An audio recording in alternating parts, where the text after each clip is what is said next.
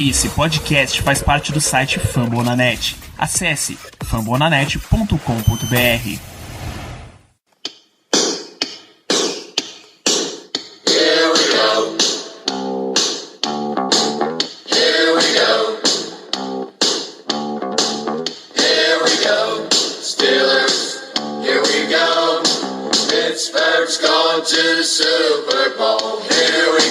Muito bem, pessoal, estamos começando mais uma edição do Black Yellow Brasil Podcast, o programa de número 179 da sua sessão de terapia sobre o Pittsburgh Steelers para todo o Brasil, direto de fambonanet.com.br, Spotify, Deezer, iTunes, ou do lencinho da choradeira que teremos e tivemos nesta última semana. Eu sou Danilo Batista, host e aparentemente condutor dessa sessão de descarrego que a gente vai ter aqui. E pelo nosso histórico recente, me impressiona muito que a gente precise de um descarrego depois de vitória.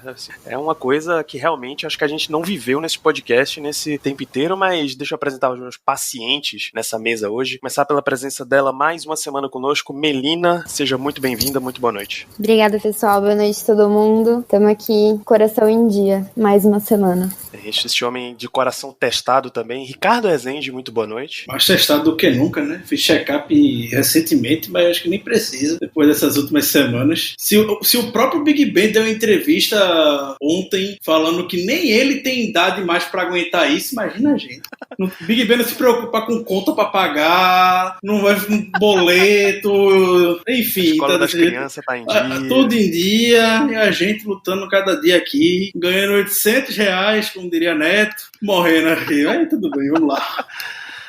Esse homem que espero que nos traga boas notícias nesse programa, Kaique Tomia. Muito boa noite, Kaique. Boa noite, pessoal. Mais uma semana, né? Aquele sofrimento desnecessário, mas completamente previsível. Seguimos aí, seguimos forte, 8-0 e o coração em dia depois de ontem. Este mais um lutador presente nesse nosso ringue aqui, Caio Melo. Muito boa noite.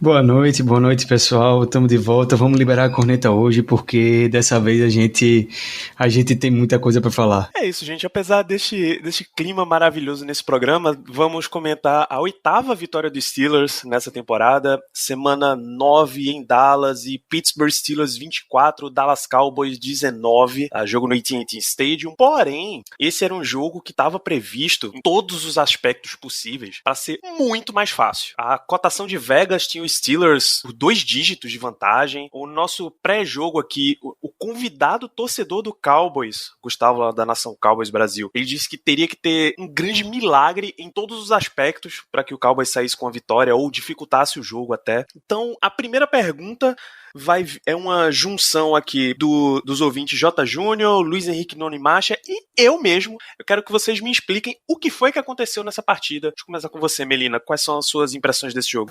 Olha, eu acho que eu prefiro ser underdog, né? Porque todos os outros jogos a gente não era favorito e foi muito melhor.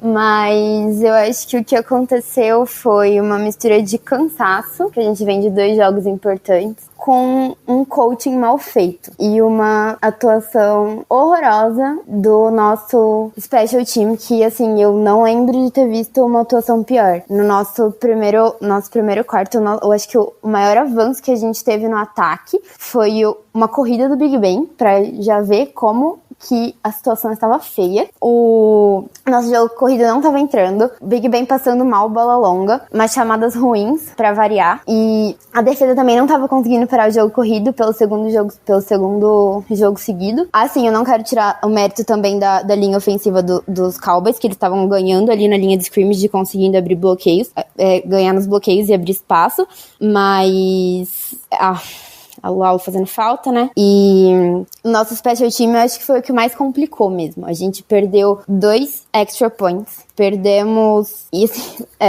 A gente perdeu 2 extra points. E apesar do Boswell ter batido o recorde da franquia de field goal mais longo, a atuação foi horrível. A gente tava tão sem confiança neles que a gente teve que ir pra uma conversão de segunda descida que não deu certo. E a gente teve que ir pra aquela conversão ridícula da 4ª descida pra 1 jarda na linha de 15 jardas do ataque. Então, assim, pra mim, o pior foi o special team.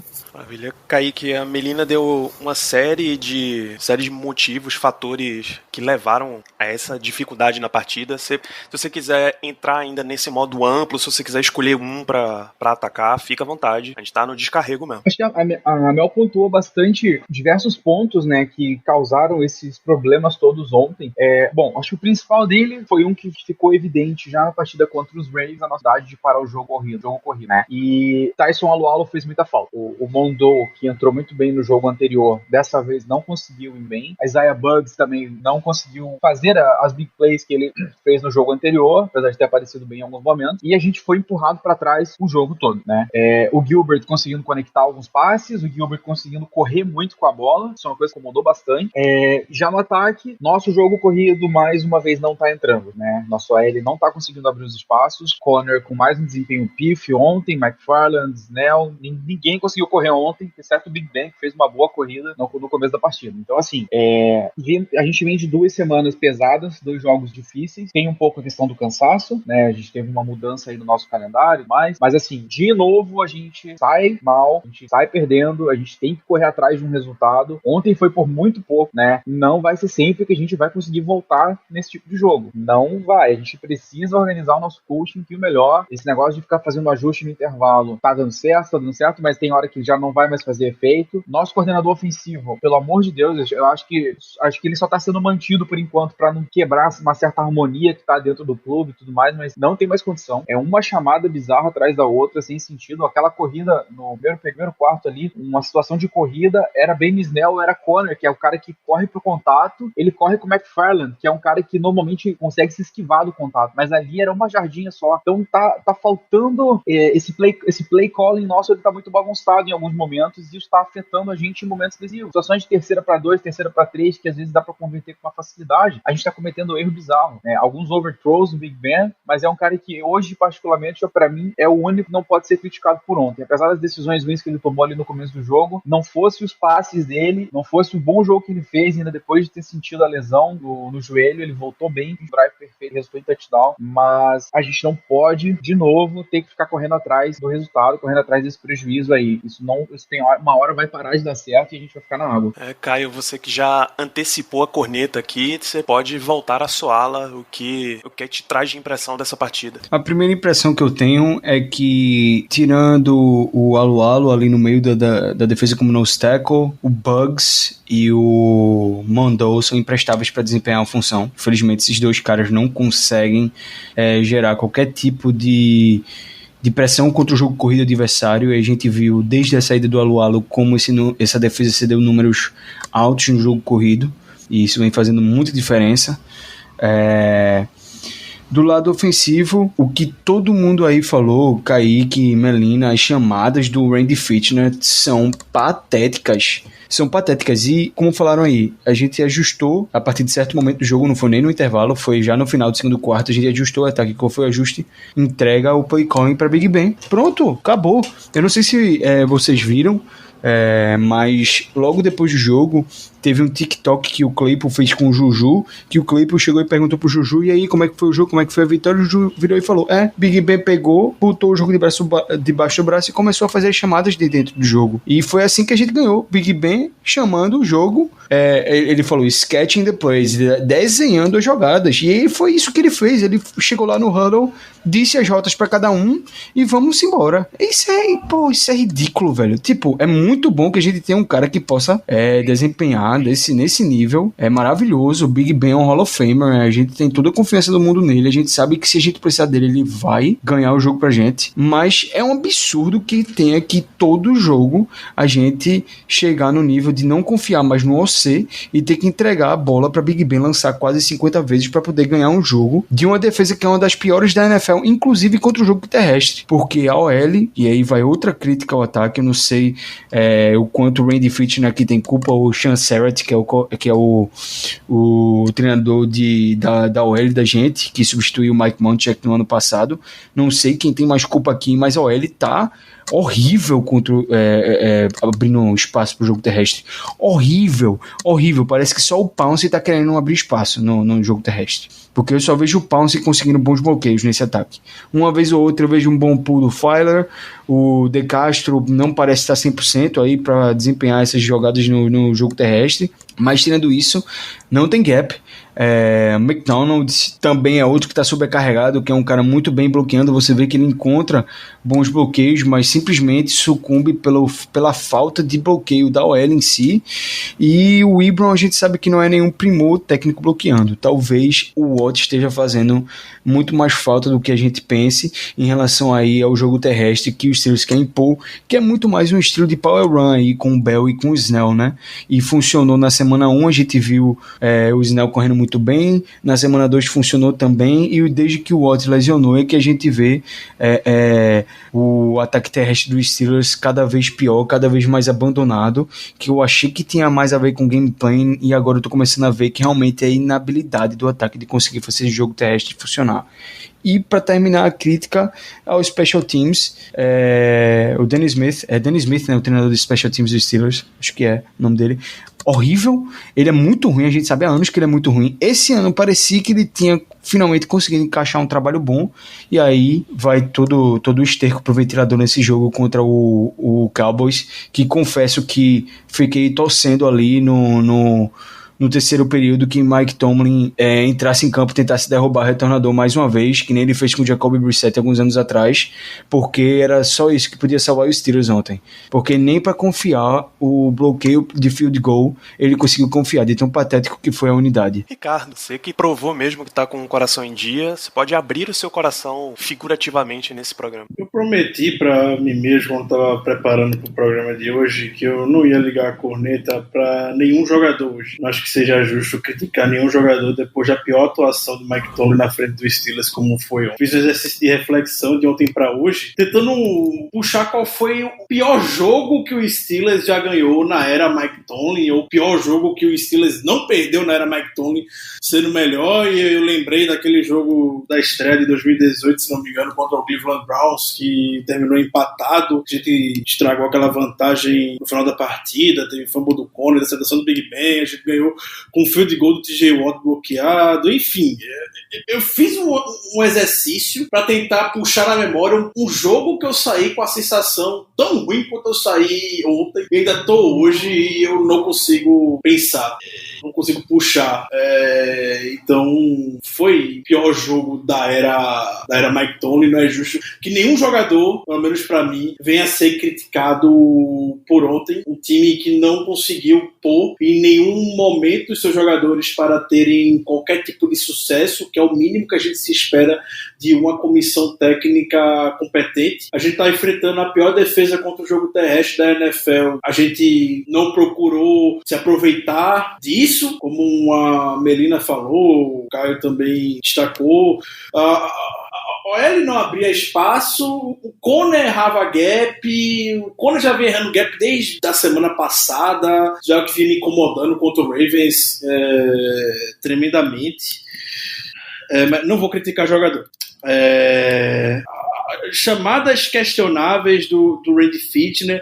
A gente teve uma 2ª para 14 que a gente correu com o Ben Snell. Em que mundo isso é possível, correr uma 2ª para 14 com o Ben Snell? Quando a gente tá na 3ª para 1, uma 2ª para 2, a gente botou o McFarland para correr, que não tem essa característica, como o Kaique falou. Não tem como culpar esses meninos por isso. Tem que culpar quem tá na sideline, o seu Randy Fichtner, o seu Mike Tomlin. Na defesa, é coisa básica. A gente sabe que é muito mismatch você ter um linebacker contra qualquer wide receiver que seja. E quando a gente enfrenta um trio de wide receivers que é bom, quando a gente se compara pela NFL, o CeeDee Lamb, o Mari Cooper e o Michael Gallup são bons jogadores. E logo nesse jogo a gente volta a utilizar a base defense, algo que a gente estava usando de forma mínima nas últimas semanas, pelo menos essa impressão que eu tenho. Eu não tenho nenhum dado aqui para poder comprovar. A sensação que eu tenho é que ontem a gente procurou utilizar mais a base defense. Você tira o Ken Sutton de campo por alguma razão, você joga com 2 cornerbacks contra um time que tem 3 wide receivers extremamente competentes. Aí você vai enfrentar o Baltimore Ravens, que só tem o Marquise Brown e o Mike Andrews, e você bota o Ken Sutton à vontade em campo, bota 3 jogadores em campo à vontade para marcar os 3 wide receivers bem limitados que o Ravens tem. E quando enfrentam um corpo de wide receivers um pouco um pouco melhor, você esquece isso. Eu não sei o que acontece, eu não sei o que essa galera passou a semana passada e tudo mais fazendo. Eu super entendo a situação que o time tem. Veio de 2 jogos pesadíssimos, eu concordo. 2 jogos contra o Ravens, contra o Titans pesados, adversários muito físicos, fora de casa. Vou enfrentar um Dallas Cowboys agora. E se fosse só por isso, fosse os jogadores nas suas respectivas posições para ter algum tipo de sucesso, estiverem errando, a Mari Cooper, o Ken Sutton se deu uma recepção grande para a Mari Cooper no início do jogo, tudo bem, acontece, a Mari Cooper, ótimo jogador, ótima bola do Garrett Gilbert, enfim, se desse o Steven Nelson perdendo alguns tackles, beleza, aconteceu ontem, perdeu alguns tackles, o Hayden também, acontece, mas aí você vê se TJ Watt tendo que cair na cobertura, ficar em zona para marcar o Sid Lamb, a gente viu o Drew Brees caindo, o Highsmith caindo, não existe, isso pra mim, esse tipo de coisa que me incomodou e tá me deixando até agora com um gosto muito, muito ruim na boca. Geralmente hoje é o dia que você tira pra lembrar o como o Mike Tomlin ainda é incrível, chegando a mais uma temporada sem campanha negativa e tudo mais, e hoje eu não tô com a menor vontade de valorizar Mike Tomlin por isso. Eu sei que pode soar um pouco de overreaction, isso, mas é a sensação que eu tô saindo do jogo de ontem. Patético. Uma das piores segundas-feiras pós-jogos de Steelers que eu lembro de ter. Uma vergonha. Ô Ricardo, só uma pergunta, que eu fiquei com essa impressão, não sei se você também teve. Tu teve a impressão de que o Steelers jogou um gameplay defensivo muito parecido com o do Ravens? Tipo, eu falo em questão de formações em campo, como se realmente estivesse enfrentando o Lamar Jackson em aquele ataque do Ravens. Não fiquei com a sensação. Eu odeio ser saudosista, eu não curto muito ser saudosista, embora valorize muito as gerações passadas do Steelers, Dick LeBeau e tudo mais, já fiz episódio sobre o Dick LeBeau valorizando ele. Mas contra o Ravens a gente até viu um pouco de pressão, chegando em situações talvez de passe em cima do Lamar Jackson, a gente conseguiu lá os sacks, forçou o fumble com o Dupree. Enfim, forçou os erros do Lamar Jackson e tudo mais, que sabe como ele fica desconfortável no pocket. Geralmente, quando a gente enfrenta um quarterback que tá fazendo sua primeira estreia na NFL, Dick LeBeau ficou marcado por isso, fazia um inferno na vida dele. Ontem a gente, por alguma razão, tava segurando o pessoal, não tava mandando blitz com a constância que a gente tava mandando. Quando a gente decidiu soltar um pouco mais pra vencer o jogo no final, surtiu efeito. Poderia ser daquilo o jogo todo, e a gente não adotou essa prática. Eu não fiquei com a mesma sensação de como se estivesse enfrentando o Lamar Jackson. Não sei nem descrever o que você estava passando na cabeça ontem do Kit Butler e do Mike Tomlin para aquele plano de jogo. Mas talvez seja um bom ponto que você tenha levantado, Caio, pra vocês verem com mais detalhes. E que falta faz Mike Hilton, né? Os 3, né, bicho? Mike Hilton, o Devin Bush e Tyson Lualo, pô. Cada um a seu modo, mas os 3 fazem muita falta. Por mais que, teoricamente, para esquema de NFL, Cam Sutton seja um tipo de jogador mais valorizado, mais valioso, o cara que cobre melhor passe e tal, enquanto o Mike Hilton é um jogador mais físico, mais pro tackle, mais pra pressão extra. Pro esquema dos Steelers não é assim que a banda toca não, bicho. Então sim, faz muita falta. O que eu falei especificamente do Mike Hilton é porque o Mike Hilton ele dá a possibilidade do Steelers sair da base defense com muita frequência, porque ele é basicamente um linebacker em campo. E isso não sou eu que tô dizendo, foi realmente Mike Tomlin disse isso.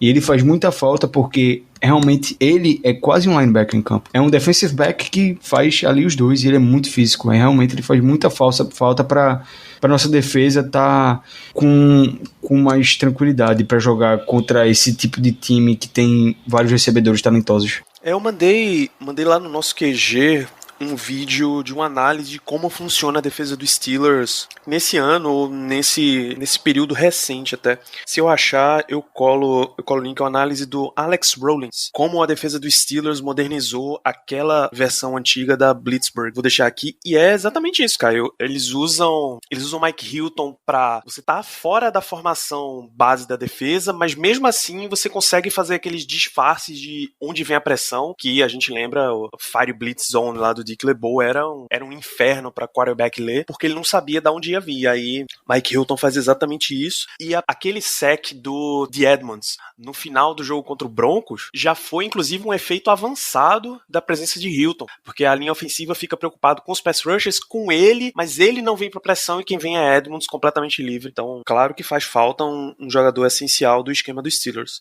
Deixa eu perguntar um outro termo aqui. Eu sei que você tá focado para falar isso, inclusive, Caio, sobre a questão de cansaço. O quanto é que pesa para a equipe vir de 2 jogos tão pesados? A gente vem, pelo menos eu venho batendo no pré-jogo o tempo inteiro. Era uma sequência de 3 jogos fora de casa. Era viajar para Baltimore, viajar para Tennessee, viajar para Baltimore, viajar agora para Dallas.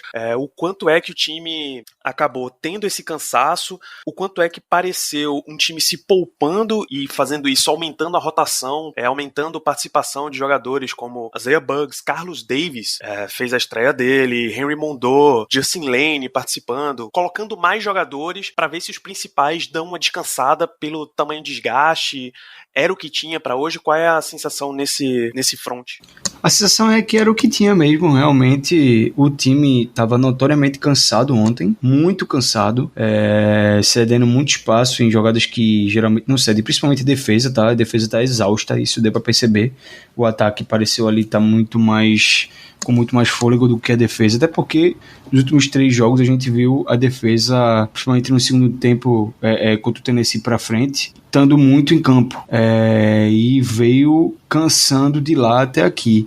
E o Steelers, como você disse, Danilo, jogou um jogo muito físico contra o Tennessee Titans, que foi disputadíssimo até o último minuto. E eu lembro muito bem que Big Ben saiu do jogo falando que ele estava exausto, que ele precisava descansar, porque ele e o Pounce estavam completamente exaustos, que fazia muito tempo que eles não se sentiam exaustos após um jogo como aquele jogo lá contra o Tennessee. Aí a gente vê o time jogar contra o Ravens, que é provavelmente o matchup mais físico que a gente joga aí 2 vezes na temporada, né? Extremamente físico jogar contra o Ravens, então é extremamente cansativo, e a gente sabe que o Steelers se prepara muito para jogar com o Ravens, ou seja, é uma semana intensa de trabalho, mas um jogo extremamente intenso do primeiro ao último minuto, onde o Steelers teve que disputar até a última bola para poder sair com vitória, e acaba se repetindo esse panorama contra o Cowboys. Mas aqui eu vejo também um momento aqui que vamos lá, a gente vai passar pano, entre aspas, para essa atuação. O time jogou 3 partidas seguidas fora de casa, vindo de 2 partidas, 2 matchups dificílimos dentro da conferência, um deles de divisão, extremamente físico, repetindo, fora de casa e disputando até a última bola, até o último segundo de jogo, incansavelmente em campo.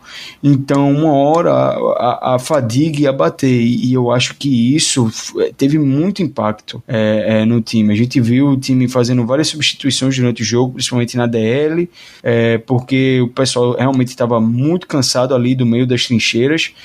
E não foi diferente, né? Não tinha como ser diferente. Realmente, essa fadiga, ela é desgastante, e com certeza isso tem impacto no desempenho do time. Isso é indubitável. Agora, é NFL, e jogos difíceis vão acontecer praticamente todas as rodadas mesmo. É muito difícil ganhar na NFL.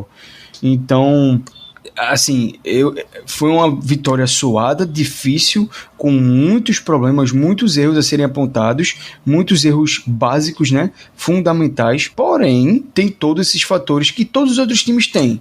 Mas talvez a gente tenha esse fator acentuado por ter 3 partidas fora de casa e contra 2 adversários muito físicos, e agora chegar para um Dallas Cowboys que parecia estar muito motivado para ganhar dos Steelers. É uma rivalidade, eu tinha falado no programa passado. E também foram 3 partidas com um jogo terrestre muito forte, né, por parte dos nossos adversários, que cansa bem mais a nossa defesa, então... Exato, as 3, né, na verdade, se você parar para colocar aqui, o Steelers jogou contra Derrick Henry, apesar de ter sido muito eficiente contra ele, ter parado ele, querendo ou não, é um martelo aí, é um Mjolnir batendo nas suas costas em toda a jogada. Aquele cara é um tanque de guerra, você tem que defender contra um tanque de guerra praticamente todo snap.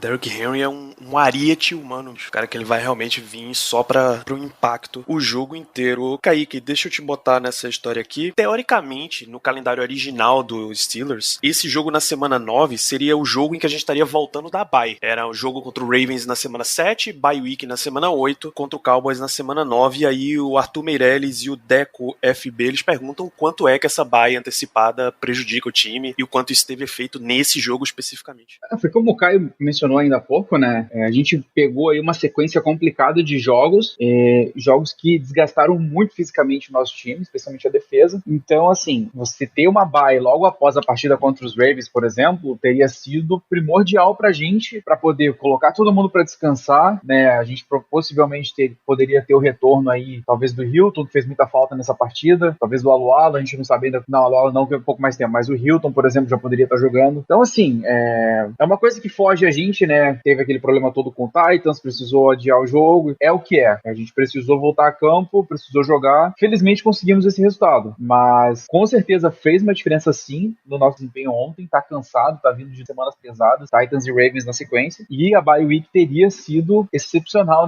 exatamente nesse momento. Era o momento ideal, assim, de olhar a tabela original. Esse momento seria perfeito pra bye. Não foi o que aconteceu, teve que ser antes. É isso, a sequência da temporada agora. Bom, a gente tá em meia hora de programa, basicamente. Esse seria o ponto em que a gente começaria o que a gente faz toda semana, que é um bloco de destaques, tá? Destaques negativos, positivos. Eu vou abrir pra vocês, pra gente começar com destaques negativos, porque eu quero descer a montanha-russa de uma vez e depois subir rumo ao horizonte. Melina, você tem mais destaque negativo dessa partida? Não, pra mim o ápice mesmo foi o nosso special team. Não só o Boswell, tá? Mas a gente tomou uma invertida ali num passe, num retorno de 73 jardas que a gente tomou no primeiro tempo. Tudo bem, aí até que foi mérito dos Cowboys, né? Fez uma jogada boa. Mas depois no último quarto a gente tomou um retorno também muito longo, que o retornador deles foi parar na nossa linha de 45 jardas. 40, se não me engano. Então, o problema não foi só o Boswell. E também no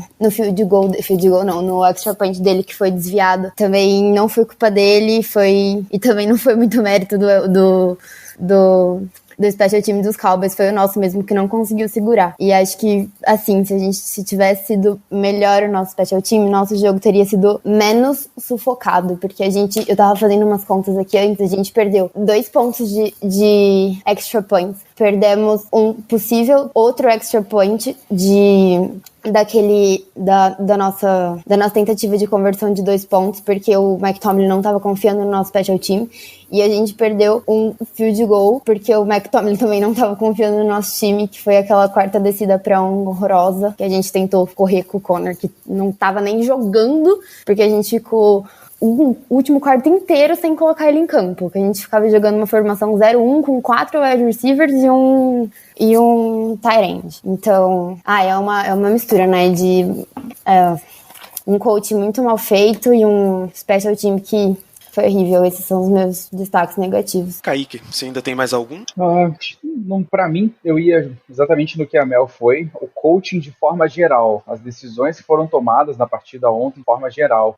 Por exemplo, ali no final da partida, né, aquela decisão inexplicável, a não ser que realmente tivesse zero confiança no Boswell, mas o que pra mim não faz sentido, porque o Boswell já tinha conectado aquele field goal de 59 jardas antes do intervalo. A gente, em situação de quarta, podendo chutar e anotar mais uns pontos, a gente vai tentar converter ali, acabou ficando no caminho e deu a bola num turnover em downs pros Cowboys, ali a poucos minutos do final, já na reta final do jogo. Então, muitas decisões bem contestáveis, eu diria, e isso acabou sendo o nosso destaque negativo de ontem. Todas essas decisões, de certa forma, afetaram o nosso jogo na defesa, no ataque, no special teams. Todo o nosso jogo ontem foi afetado por alguma decisão ruim que a comissão técnica tomou. Caio, você quer algum destaque negativo? Além da comissão técnica que o pessoal falou aí, a OL teve uma partida muito abaixo, principalmente bloqueando para o jogo corrido.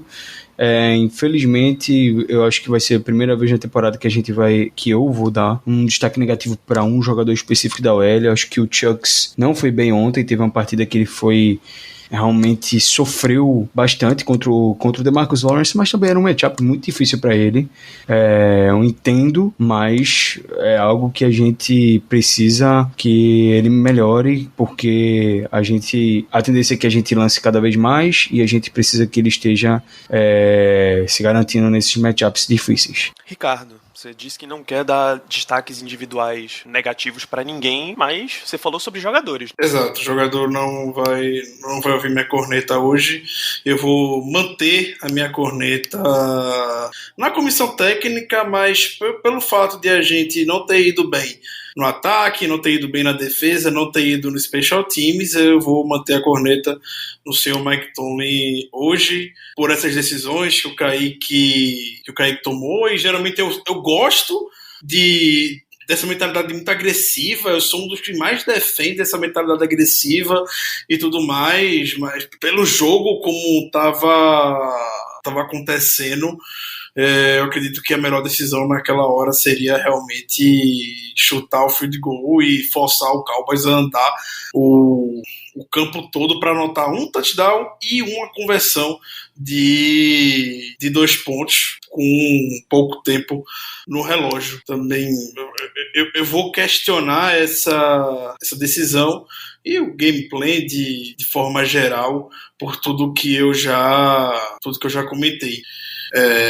Não quero realmente comprometer nenhum jogador. Novamente, não é justo por tudo o que a comissão técnica botou eles em posição ontem.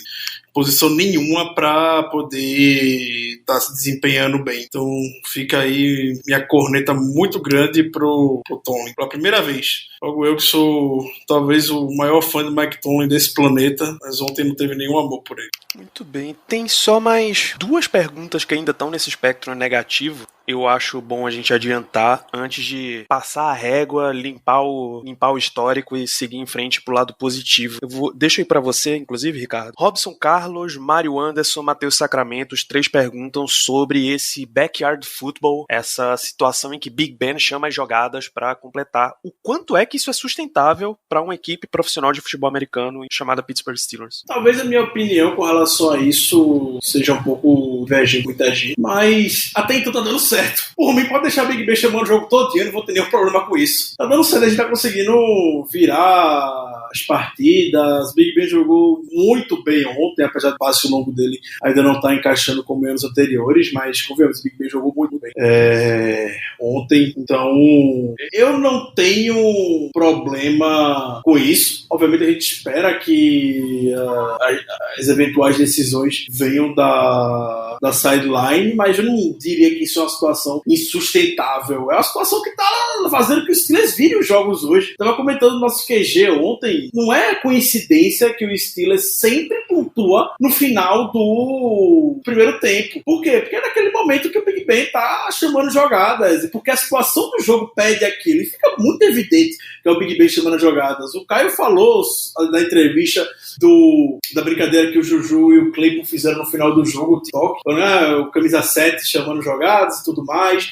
O Raymond Foster, que agora virou comentarista, né? Virou twitteiro, o Raymond Foster, o velho Ramon, ele também comentou nas últimas semanas sobre isso, que Big Ben ama chamar jogadas, Big Ben ama fazer aquilo que ele tá fazendo. Eu não diria que é uma situação de ser sustentável ou insustentável.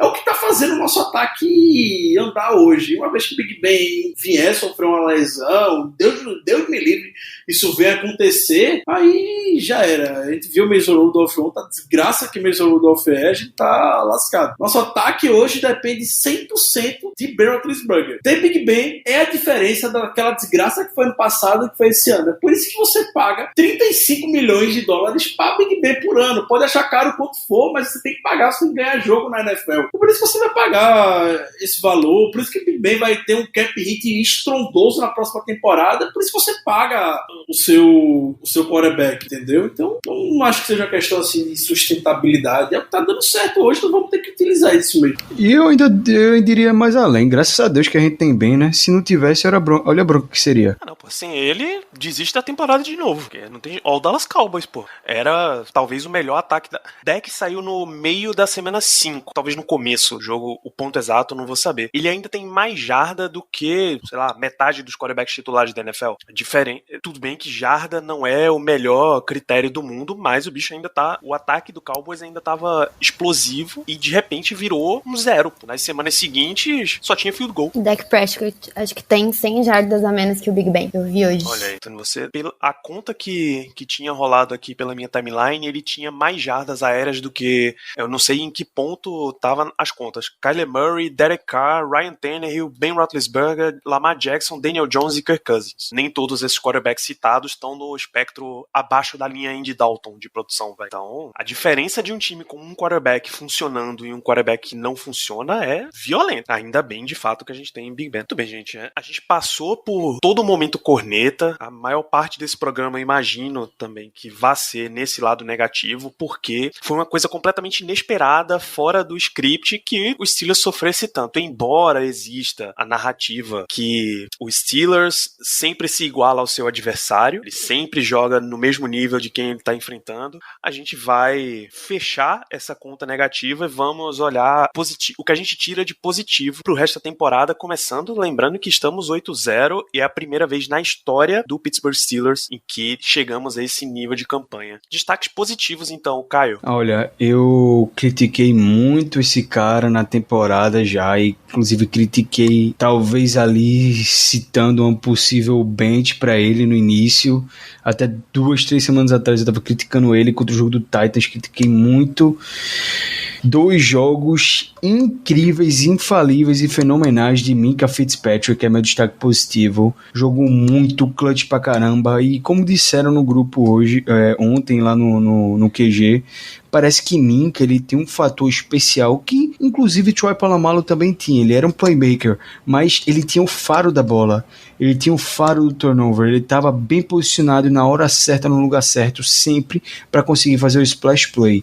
E nas 2 últimas semanas ele vem muito bem, fechou muito bem o jogo contra Lamar Jackson naquela última jogada, e ontem ele jogou muito contra o Cowboys. Foram 2 turnovers na conta dele, um fumble forçado do Cameron Santo que ele recuperou, e depois uma interceptação, um pato morto ali do Garrett Gilbert, que inclusive muita gente ficou na TL reclamando de um possível holding do Joe Hayden. Deixa eu explicar aqui que não existe holding ou pass interference numa jogada que a bola foi desviada, que o passe foi desviado por um jogador, um defensor na linha de scrimmage, o passe foi desviado, então não teve ali falta, não teve holding. Pato morto do Gilbert, que foi besta em lançar aquela bola, que ele estava com muita pressão, entregou a bola de graça para o Minkah, que fez o que ele faz melhor, que é gerar splash plays, e ele finalmente acordou para a temporada.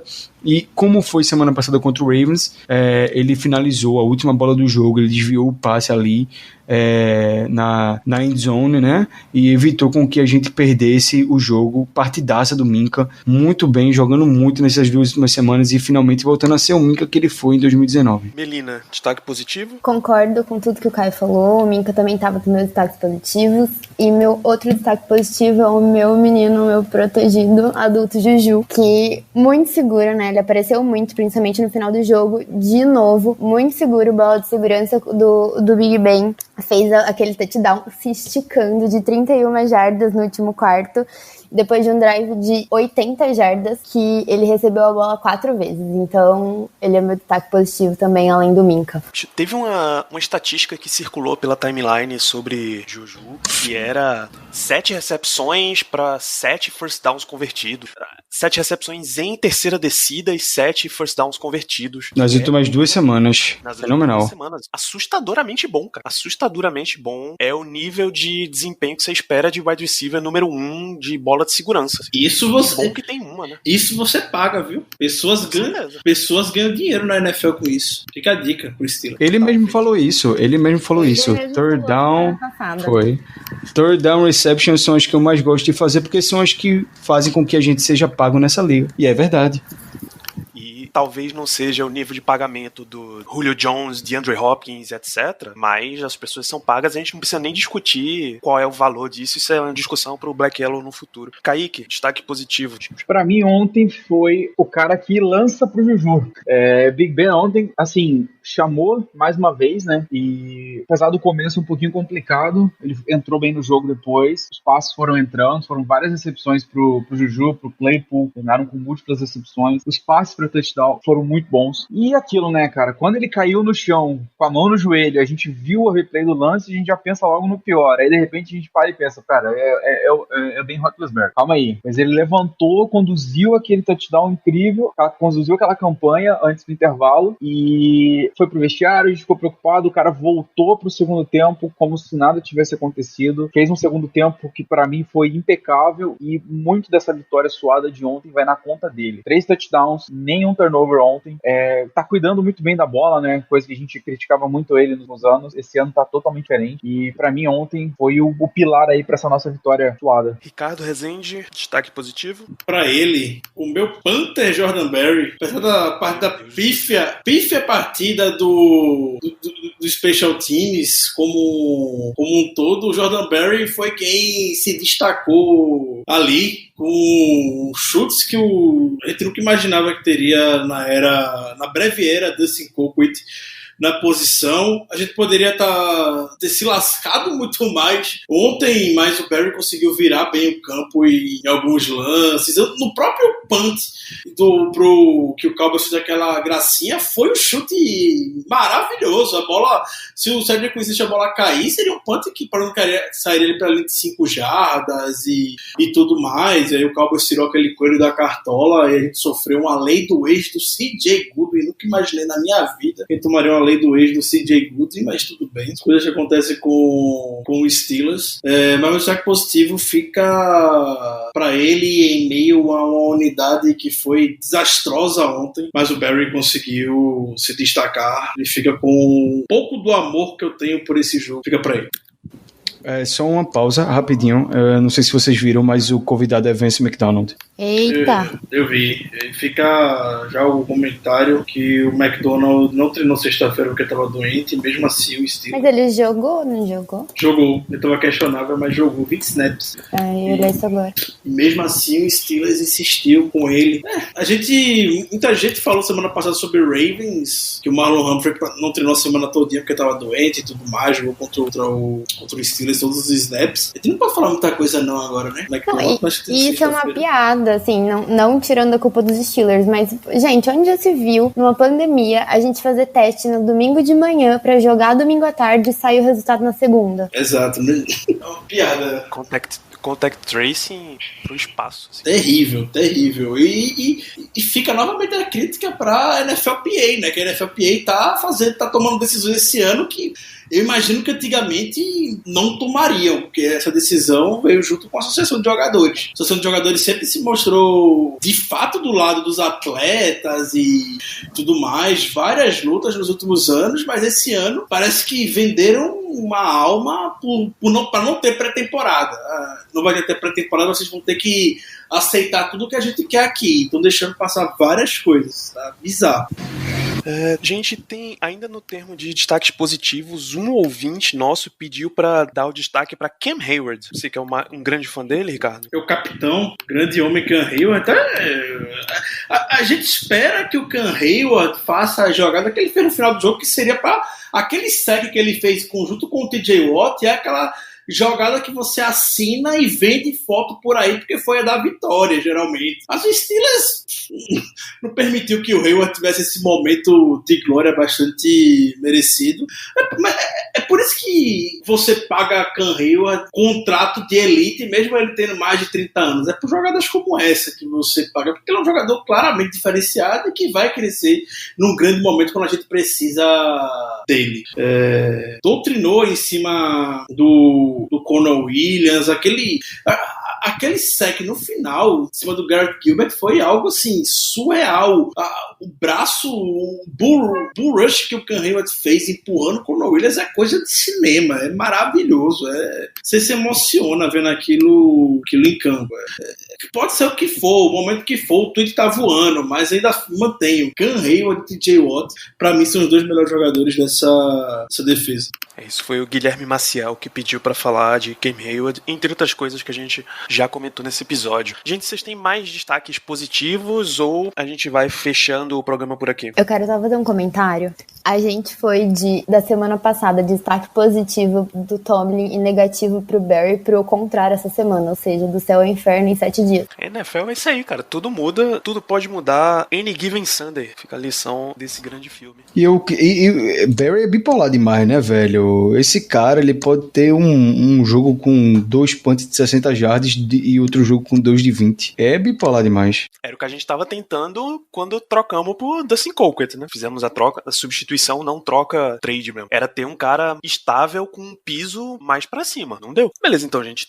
Essa semana você, amigo ouvinte, bateram um recorde de perguntas, tá? Realmente, a caixa tá muito mais lotada do que a gente tá acostumado aqui nesse programa. Então, não vai dar pra gente passar por todas as perguntas de vocês. As principais a gente entrou aqui. Algumas perguntas, inclusive, são muito, muito cedo no ano pra gente estar comentando. Então, vai ficar só o grande abraço que a gente deixa aqui e prepara a lista. Juliano, Casar, Fabrício Marques, Leonardo SM, Matheus Sacramento, Gabriel Brito, Igor Ribeiro, o J-Brica Chodantas, o Bruno Vischi, Biller Léo Biller, Thiago Fernandes, o Pangeia 22, Arthur King, Deco FB, o Ortiz, Matheus Torres, Robson Carlos, Lucas Correia, Lucas Santos, Ernesto Dourado, Wellington Lara, Mark Silva, Matheus BKS, Gustavo Cosman, João Vitor, Douglas Mendes, o Rafa, Guilherme Maciel, o Barro Oficial, que quer saber, Caio, qual é a influência da campanha da MIBR no desempenho dos Steelers na temporada? Rapaz, não faço ideia, velho. Meu Deus, esse foi longe.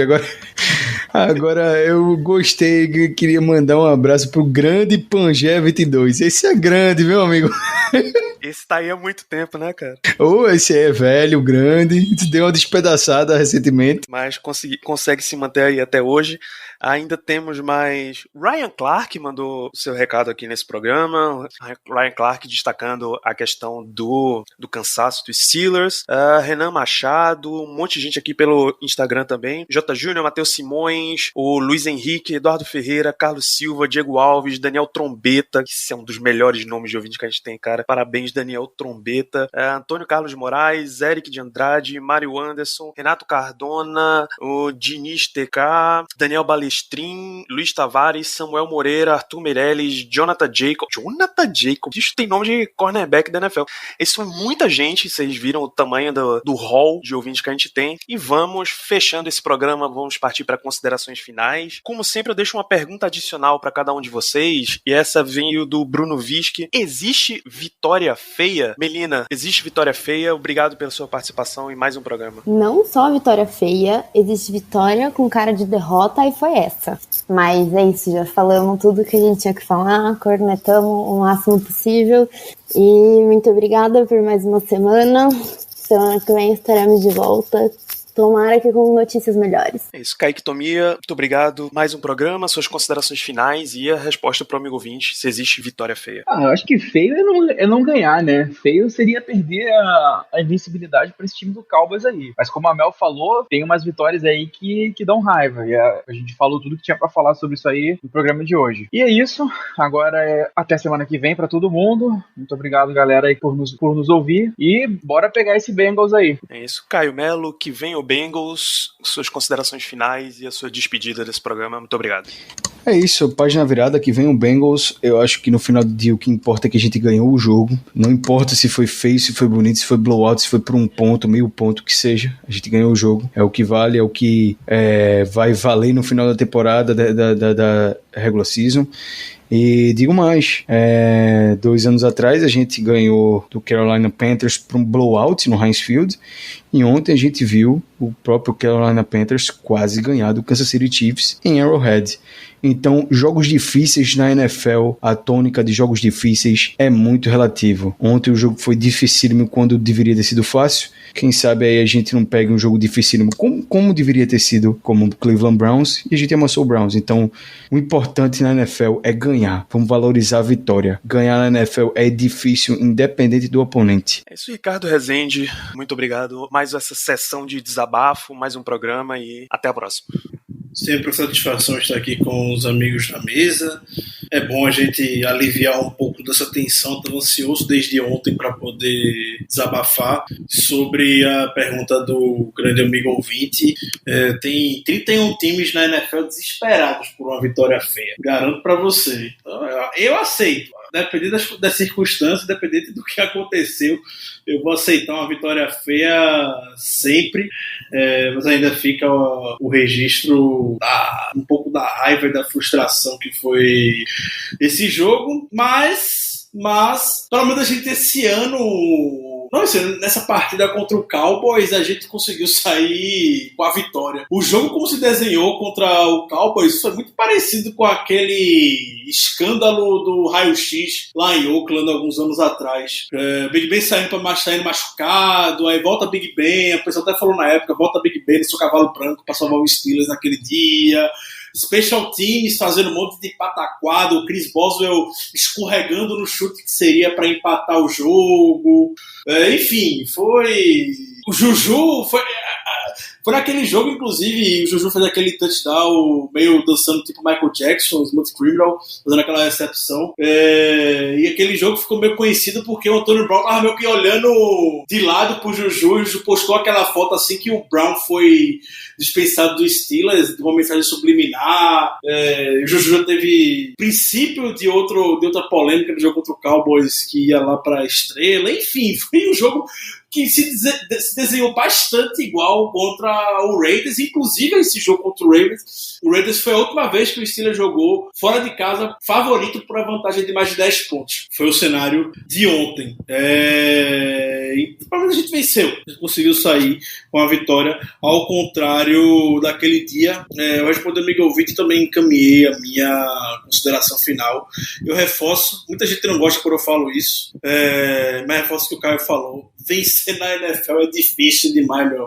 É difícil, é muita coisa envolvida e tudo mais. É uma liga que não é equilibrada à toa. Toda semana é um desafio diferente. A gente viu o Buccaneers sofrendo para ganhar do Giants no Monday Night Football passado. A gente viu o Panthers dando trabalho para ganhar do Kansas City Chiefs ontem. Toda semana a gente vai encontrar um jogo que não seja do Steelers. O fato de a gente viver de Steelers, consumir muita coisa do Steelers, deixa a gente com a sensação que todo jogo é isso. Mas quando a gente vê a timeline dos torcedores do Seahawks, a gente pedindo até cabeça de vez em quando de Russell Wilson por alguma razão nesses momentos de desabafo, somente depois de uma derrota feita ontem contra o Buffalo Bills. Então, vitória da NFL é isso. São 32 times. Ainda mais essa temporada, dando essa até um pouco maior nessa temporada. São 32 times inconstantes que sofrem, não mantêm uma regularidade. Mas é o mundo da NFL, apesar de tudo. Hoje meu desabafo, vou continuar valorizando esse time como ele merece ser valorizado. O 8-0 pela primeira vez na história. Aproveite a partir de agora, amigo ouvinte, esse momento que estamos vivendo. É isso, aproveite a história sendo feita, porque é realmente a primeira vez, como a gente disse, na história do Pittsburgh Steelers que temos um 8-0 em campanha. E aproveite esse momento, a gente ainda volta nessa semana com um podcast pré-jogo para o Cincinnati Bengals, é o nosso próximo adversário. É mais um jogo nesse segundo horário, então é mais uma oportunidade para, por exemplo, você ficar de olho no Red Zone Channel, para dar aquela zapeada master do que está acontecendo pela NFL. Aproveita que você tá nesse clima positivo e dá essa moral pra gente. Segue lá no Twitter, no Instagram, @BlackYellowBR, assina o canal no Telegram, t.me/BlackYellowBR, segue lá no Spotify, deixa 5 estrelas no iTunes. Todas essas opções que eu tô te dando são completamente gratuitas e ajudam a gente para ir chegando para mais e mais ouvintes, tá? E fica de olho no que vem por aí em Black Yellow Brasil. A gente volta ainda essa semana. Grande abraço invicto para todos vocês e até lá.